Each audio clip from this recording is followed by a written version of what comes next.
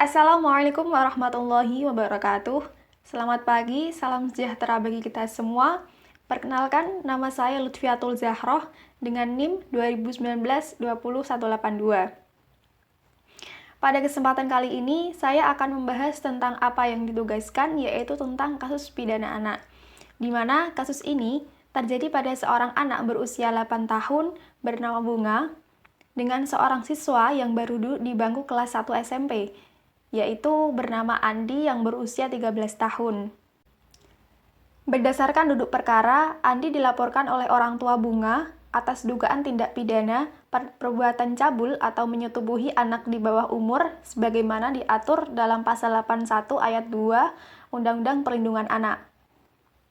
Yang mana Bunga ini mengakui bahwa Andi telah menyetubuhi dirinya sebanyak 8 kali, yaitu 3 kali di rumah korban, 2 kali di rumah pelaku, dan 3 kali di kebun saat korban dan teman-teman pelaku bermain petak umpet.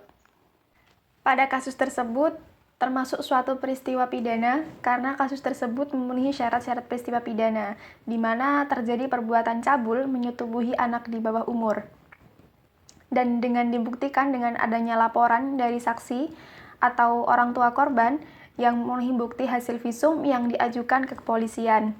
Dan jelas bahwa perbuatan pelaku atau Andi adalah melanggar hukum, yaitu pada pasal 81 Undang-Undang Perlindungan Anak, yang berbunyi, 1. Setiap orang yang sengaja melakukan kekerasan atau ancaman kekerasan memaksa anak melakukan persetubuhan dengannya atau dengan orang lain, dipidana dengan pidana penjara paling lama 15 tahun dan paling singkat 3 tahun, dan denda paling banyak 600 juta rupiah dan paling sedikit 60 juta rupiah. Yang kedua, yaitu ketentuan pidana sebagaimana dimaksud dalam ayat 1 berlaku pula bagi setiap orang yang dengan sengaja melakukan tipu muslihat, serangkaian kebohongan, atau membujuk anak melakukan persetubuhan dengannya atau dengan orang lain.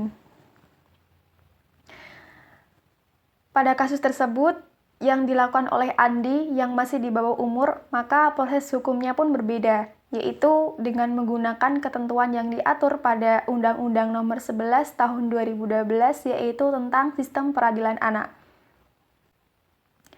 Pada dasarnya, KUHP telah menjamin hak tersangka atau terdakwa untuk didampingi penasihat hukum atau advokat dalam setiap tingkatan pemeriksaan.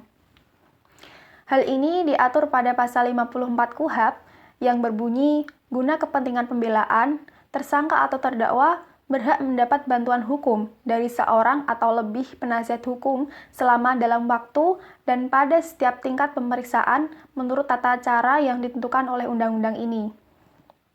Jadi, apabila saya sebagai kuasa hukum Andi akan membantunya sesuai dengan tata cara yang telah ditentukan. Apabila seseorang yang masih di bawah umur berhadapan dengan hukum atau sebagai pelaku tindak pidana seperti kasus tersebut, maka menurut pasal 19 ayat 1 Undang-Undang Nomor 11 Tahun 2012 tentang Sistem Peradilan Anak, setiap anak dalam proses peradilan pidana berhak diperlakukan secara manusiawi dengan memperhatikan kebutuhan yang sesuai dengan umurnya. Dipisahkan dari orang dewasa, memperoleh bantuan hukum atau bantuan yang lain secara efektif, kemudian melakukan kegiatan reaksional, bebas dari penyiksaan, penghukuman atau perlakuan lain yang kejam, tidak manusiawi, serta merendahkan derajat dan martabatnya.